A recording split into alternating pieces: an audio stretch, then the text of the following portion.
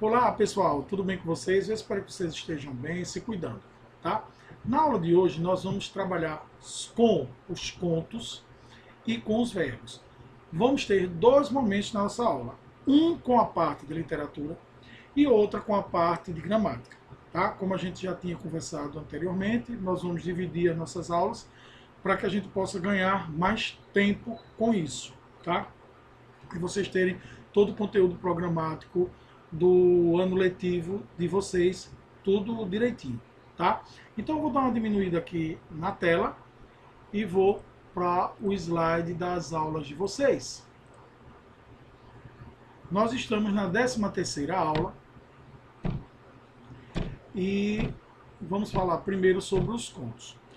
Os contos têm tudo a ver com narrativa, tá certo? Nós temos a presença de uma pessoa que narra, e essa pessoa que narra, ela pode ser um personagem, ela pode ser uma pessoa que está alheia à história, não interferindo na história, ele apenas relata aquilo que vê, ele não é personagem, e a gente tem aquele que conhece desde o pensamento, o passado e o presente de todos, mas ele não é personagem da história, tá? Que é o narrador onisciente, tá certo? A gente vai aprender sobre tudo isso agora, quando nós analisarmos um conto. Agora, para que a gente possa firmar melhor o entendimento, nós precisamos observar que o conto ele tem uma estrutura pequena, tá? Ele é uma história que tem apenas uma problemática, poucos personagens, e você consegue visualizar muito bem o espaço, o tempo e as personagens, e uma característica das personagens que está dentro, inserida no texto. Agora, precisamos prestar bastante atenção nisso, tá? Então vamos lá. Conto é um gênero narrativo, mais difundido na literatura brasileira. A gente tem autores como Álvares de Azevedo, Machado de Assis, Mário Andrade, que são reconhecidamente excelentes contistas, tá? A gente tem alguns tipos de subcategorias dos contos, que são os contos de fada e o conto fantástico, que no finalzinho dessa aula a gente vai aprender um pouco sobre eles. Esse gênero literário, ele é estruturado em forma de narrativa, tá? Existe uma pessoa que conta a história. Nessa perspectiva, a gente tem somente um momento de maior tensão, que é onde tem a problemática do conto, que é chamado de clímax, tá? Em via de regra, não vai ser obrigatório, mas um conto ele pode apresentar ou apresenta poucos personagens, um espaço ou um cenário limitado e um recorte de tempo reduzido. Por exemplo, quando a gente fala de um cenário ou um espaço limitado, vamos pensar na nossa escola. A gente tem as salas de aula, tem a cozinha da escola, tem a sala da coordenação, tem a biblioteca, tem o laboratório de informática, tem a sala de Hermes, que é o diretor, temos a sala dos professores, temos a secretaria. Então, N espaços nós temos dentro da escola. E dentro do conto, se ele fosse ocorrer dentro da escola, aconteceria em um desses espaços, tá? Ou nos banheiros, ou na sala de Hermes, que é o diretor, ou na sala de Cida, que é a coordenadora, ou na cozinha da escola, em um desses lugares, tá? É bem resumido a visão do cenário, mas só que ele é bem definido, tá?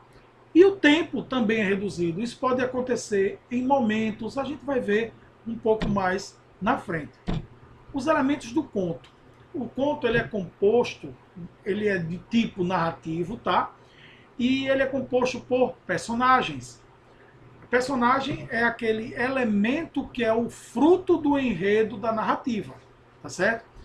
Personagem ele pode ser humano, pode ser um animal com características humanas, pode ser um ser vivente, uma planta, uma árvore com características humanas, ou objetos com características humanizadas. Por exemplo, a gente tem na história de A Bela e a Fera, a figura da xicrinha, do bule, do castiçal, que falam, que têm atitudes como se fossem de seres humanos. Então isso é característica do conto, tá? A personificação de objetos ou a transformação desses objetos em pessoas, tá? Essa transmutação, ok? Bom, peguei aqui um fragmento do texto de Amor, né, de Clarice Lispector, texto pequenininho, como eu disse a você, os contos são textos pequenos, e eu vou ler eles aqui e vocês vão parar para observar algumas características. Os filhos de Ana eram bons, uma coisa verdadeira e sumarenta. Cresciam, tomavam banho, exigiam para si, malcriados, instantes cada vez mais completos. A cozinha era enfim espaçosa, o fogão enguiçado dava estouros. O calor era forte no apartamento que estavam aos poucos pagando. Mas o vento batendo nas cortinas que ela mesma cortara lembrava-lhe que, se quisesse, podia parar e enxugar a testa, olhando o calmo horizonte, como o lavrador. Ela plantara as sementes que tinha na mão, não outras, mas essas apenas, e cresciam árvores. Crescia sua rápida conversa com o cobrador de luz, crescia a água enchendo o tanque, cresciam seus filhos, cresciam a mesa com comidas, o marido chegando com jornais e sorrindo de fome, o canto importuno das empregadas do edifício. Ana dava a tudo tranquilamente sua mão pequena e forte, sua corrente de vida. Esse texto foi tirado de uma obra chamada Laços de Família, de Clarice Lispector. Mas vamos entender um pouco mais, vamos observar um pouco. Nós temos as características das personagens envolvidas nesse conto, que são Ana, os filhos, as empregadas, o cobrador de luz, o marido, tá? Onde é que acontece? No próprio texto diz que acontece no apartamento. A gente tem duas pistas aí. Quando fala o calor era forte no apartamento, lá embaixo, quando fala do canto importuno das empregadas do edifício. Duas características aí. E passa isso em que local? Ele fala aí da cozinha, tá? Fala da cozinha, mas a história não se passa na cozinha. A gente vai perceber isso. Ele dá características à cozinha, quando ele diz que a cozinha era espaçosa, era grande, o fogão dava pipoco, né? Ali porque estava quebrado, era muito calor e ela estava vendo as cortinas, mas o vento batendo nas cortinas que ela mesmo cortara, lembrava-lhe que, se quisesse, podia parar e enxugar a testa, porque ela estava preparando o almoço. Então toda a problemática ali, ela dar conta dos filhos tomando banho, e cada um que exigisse, como estavam crescendo, um pouco mais de tempo dela para eles, né? Uma outra característica que me diz isso é quando ela coloca lá embaixo que Ana dava tudo na mão pequena e forte da sua corrente de vida, mas quando diz que estava colocando na mesa a comida e o marido chegando com os jornais sorrindo. Então isso dá o horário. Ele não tinha almoçado ainda, não tinha comido ainda. Então, quando ela coloca assim, o marido chegando com os jornais, ele pode chegar ao meio-dia, tá? Ou ele pode chegar à noite, tá certo? Ele chega com o jornal sorrindo de fome, mas aqui não diz o horário específico que isso aconteceu. Mas veja, vamos perceber aqui que parar e enxugar a testa olhando o calmo horizonte.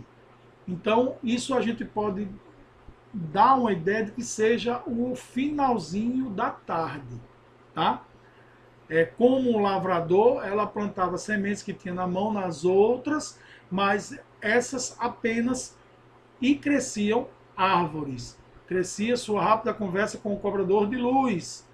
Crescia a água enchendo o tanque. Cresciam seus filhos, crescia a mesa com comida e o marido chegando com...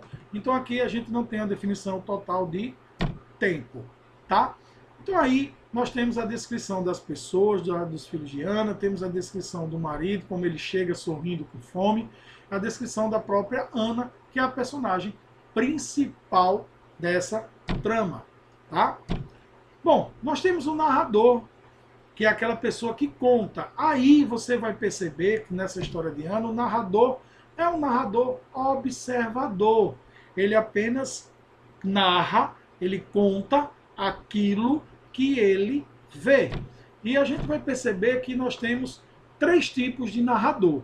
O narrador em primeira pessoa, que quando a gente diz em primeira pessoa, é que ele está envolvido dentro da trama. Ele é um dos personagens da trama, por isso que está em primeira pessoa.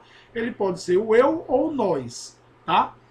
E é a primeira pessoa do discurso. Então todos os verbos vão ser flexionados em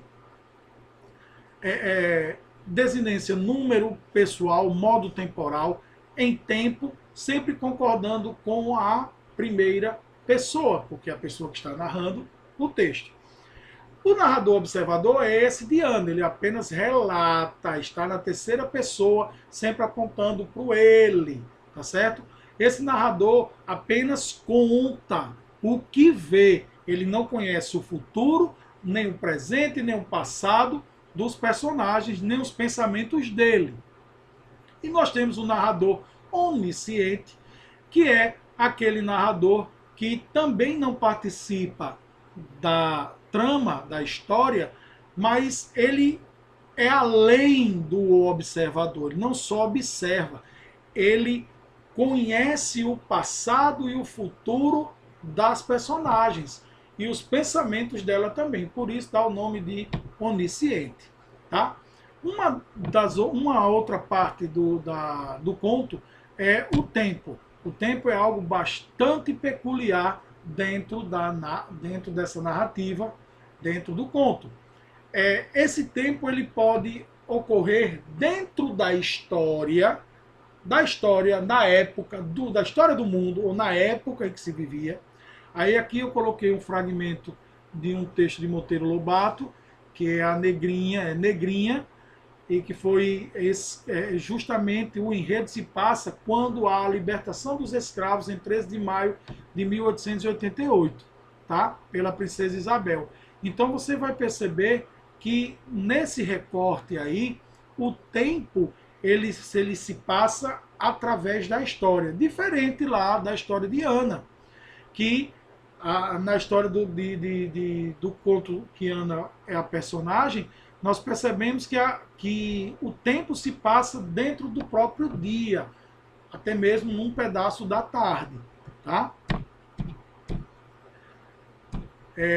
Nós temos ainda o espaço. Tá? O espaço é o cenário onde se passa a história. Na história Amor, lá de Clarice Lispector, ela fala de um espaço que está preso dentro de um apartamento, em um prédio, só que num apartamento específico. Lá na história Negrinha, ela passa dentro de um casarão, tá? Dentro de um casarão na época da escravatura, tá certo? Então, aí ela começa a citar o espaço, começa a dizer como era.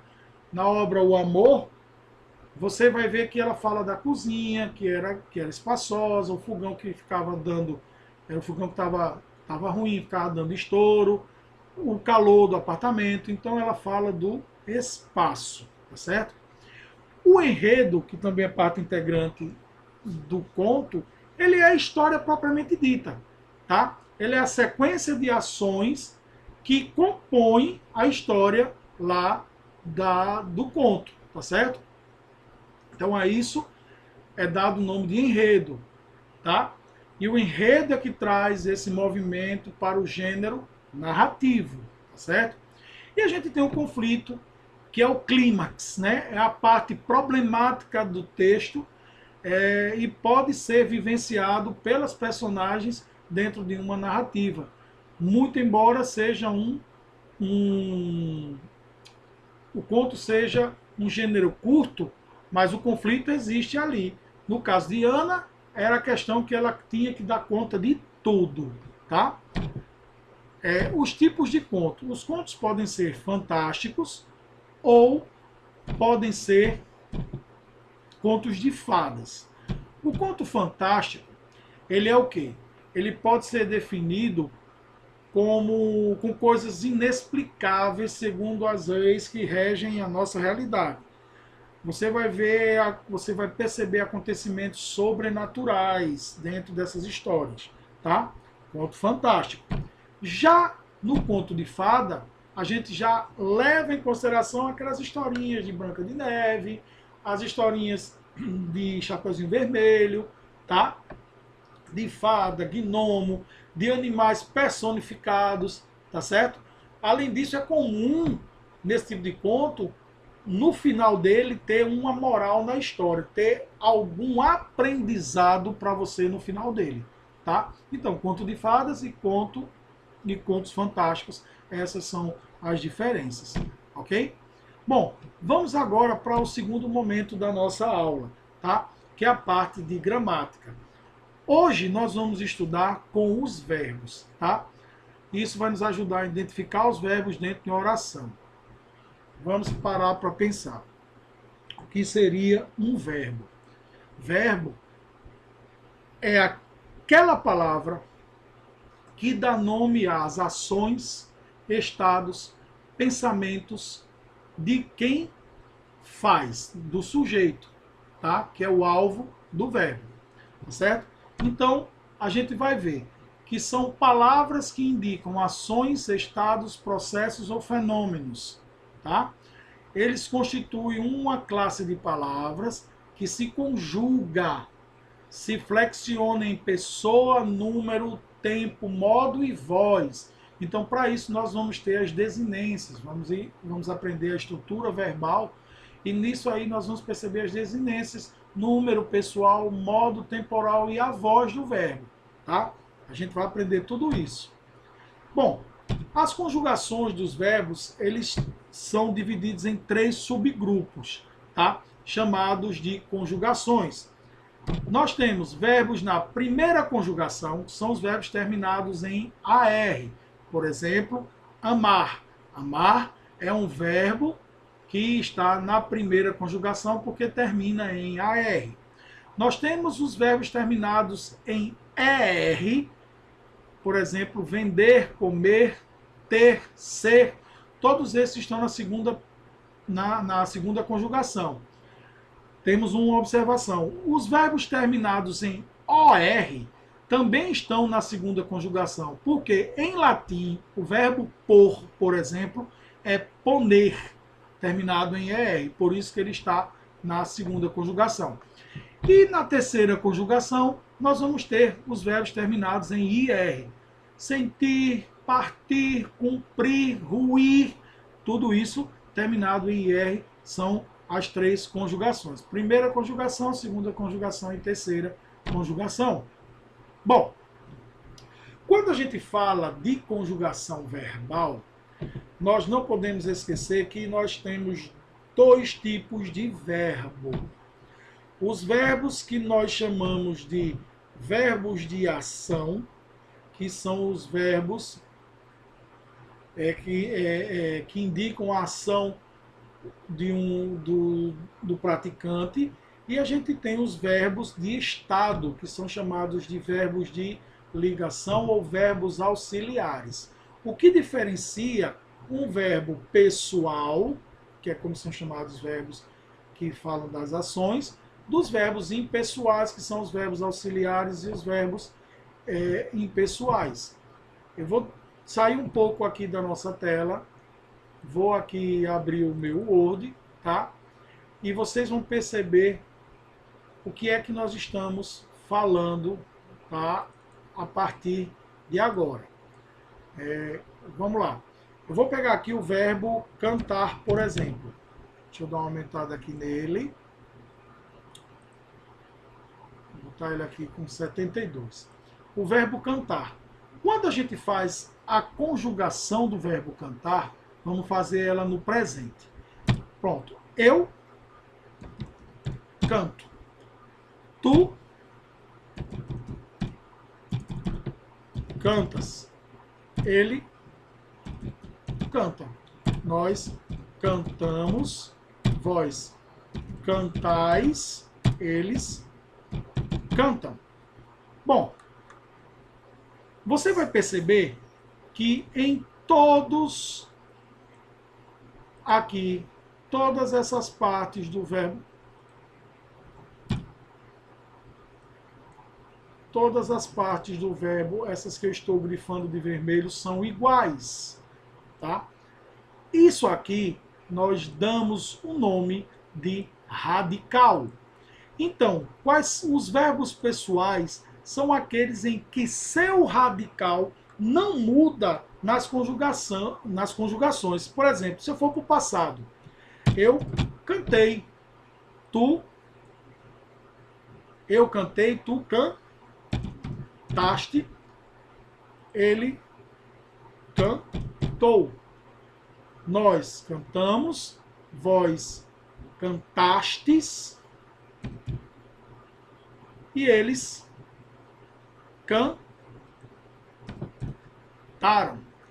Você vai perceber que eu não mexi no radical, tá? Eu apenas cantastes. Você vai perceber que eu não mexi no radical, tá? Se eu tiro aqui o R, eu tenho canta. Ele canta. Se eu coloco aqui, o meu radical não vai ser alterado, tá? Isso é que dá o nome de verbo pessoal, tá certo? Agora, vou apagar tudo aqui e vamos colocar agora o verbo ser, tá? Verbo ser. Você vai perceber que eu sou, tu és, ele é. Nós somos, vós sois, eles são.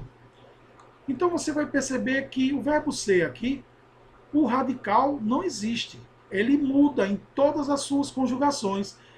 Então, isso acontecendo aqui, me mostra que o verbo ser, que é o verbo de chamado ou considerado de estado, ele é chamado de verbo auxiliar, tá certo? Ou impessoal. Ou verbo de ligação também. Por quê? Porque ele é chamado de verbo impessoal porque ele não tem um radical, ele não é mantido esse radical quando nós fazemos as conjugações. Vou voltar aqui para a nossa aula, tá? Do slide atual. Então você vai ver o seguinte. Vamos lá para a definição. O radical é a parte do verbo que serve como base do significado. Quando se retiram as terminações AR, ER e R do infinitivo, o infinitivo, gente, é o verbo na sua originalidade. Por exemplo, cantar, ter, ser, ver, é quando está na sua terminação com R, tá? O radical em amar é amo. O radical em vender é vende. O radical em partir é parte. Veja que nós temos a vogal, que é chamada de vogal temática, ela indica a conjugação, a que conjugação o verbo pertence. Vamos voltar lá no nosso Word. Então veja o que é que eu disse aí, que anteriormente, quando nós falamos das conjugações dos verbos cantar, eu coloquei aqui, ó, eu mudei aqui, tirei isso aqui. Essa letrinha que agora está grifada, ela aparece como a desinência. Essa desinência aqui me diz que este verbo é da primeira conjugação. Tá certo? Da primeira conjugação. Então, essa terminação AR aqui, tá? Essa vogal, que a gente chama de vogal temática, ela vai me dar essa caracterização, tá? A vogal temática, ela é indicativa da conjugação a que o verbo pertence. A vogal temática, a primeira conjugação, amar. A vogal temática A vogal temática, gente, é sempre essa letrinha que vai estar junto do radical, logo após o radical, tá certo? Então nós temos o seguinte. As desinências. O que são desinências? As desinências são os elementos que são acrescentados ao radical. Essa desinência pode ser número pessoal ou modo temporal. Quando a gente fala de número e pessoa, nós estamos falando se é plural ou singular, se é primeira, segunda ou terceira pessoa, do plural ou do singular, tá certo? E a forma infinitiva é o verbo com a terminação R no final. Então, vender, ter, ser, tá? Agir, cumprir, partir, amar, cantar, comer, beber, passar.